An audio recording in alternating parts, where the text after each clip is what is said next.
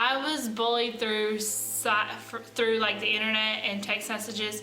So as soon as I found out, I went straight to my mom and was like, "Look, what's going on?" And she went straight to my principal because it was during school hours. It actually happened after school. One of my close friends texted me and was like, "What's going on?" You know, and then I got the text message and I found out, you know, what was going on and what was going around, and that's how I found out.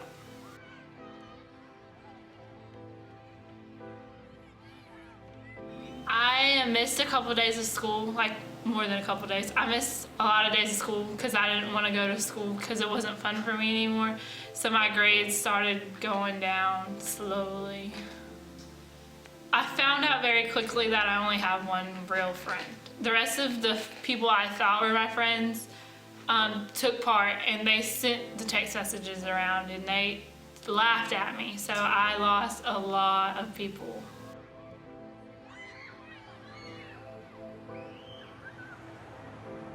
Yeah. We can't. When she was in 4th and 5th grade, she was bullied for being heavy. Right. Mostly because she was in my class. Uh-huh.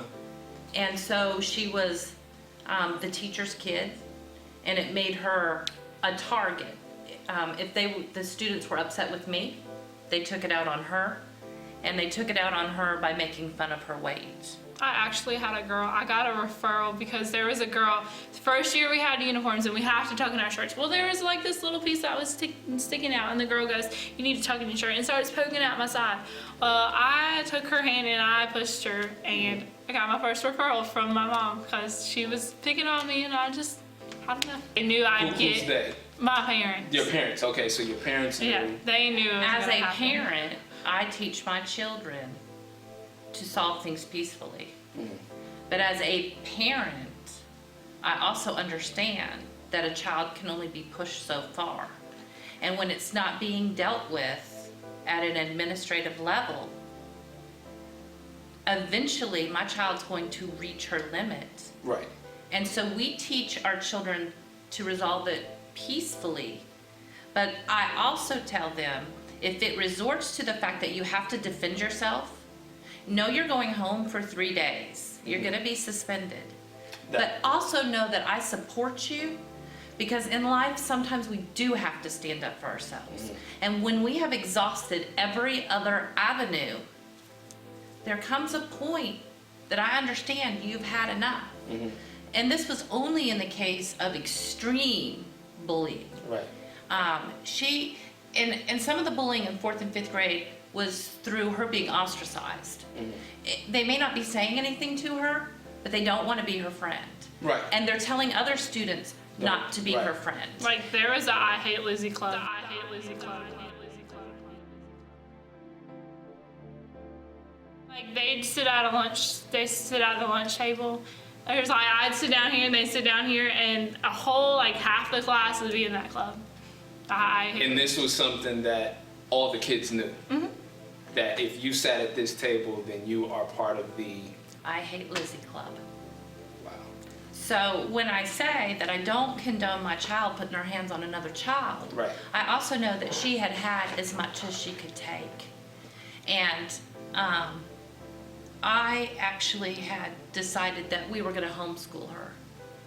I can't. So bullying actually led to you wanting to be homeschooled, and My child said, "I cannot go to school, Mom. I can't do this." how long was she out And of so school? I had her out of school for 2 to 3 days when this one particular teacher came to me and said, "Where is Lizzie?" Right. And I said, "Lizzie is going through some extreme bullying. These are the students that are responsible for it."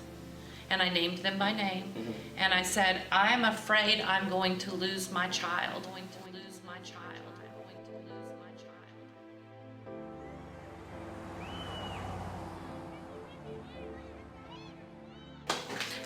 And as a parent, it's my responsibility to make sure that not only Lizzie, but I have other children understand, have instilled in them that we're not going to talk bad about other people. Right. We all heard, if you don't have anything nice to say, don't say anything at all.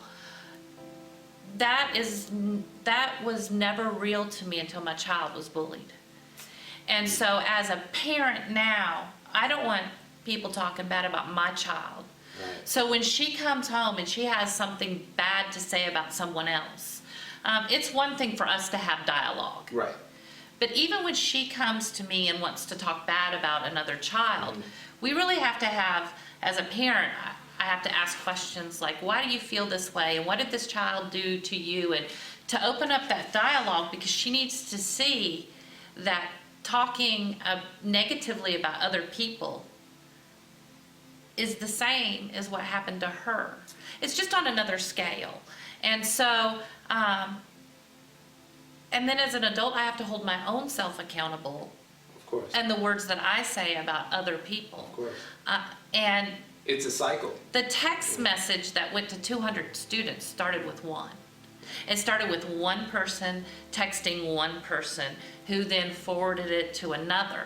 And so when I say that, I say, when you go and you tell your best friend, oh, I really don't like that girl, you know, she's ugly or she's fat or she has greasy hair, whatever it is that you say, and then that one person tells another. And it's like a virus that spreads. And so we have to watch our words. We really have to start loving one another and stop tearing each other down. Right.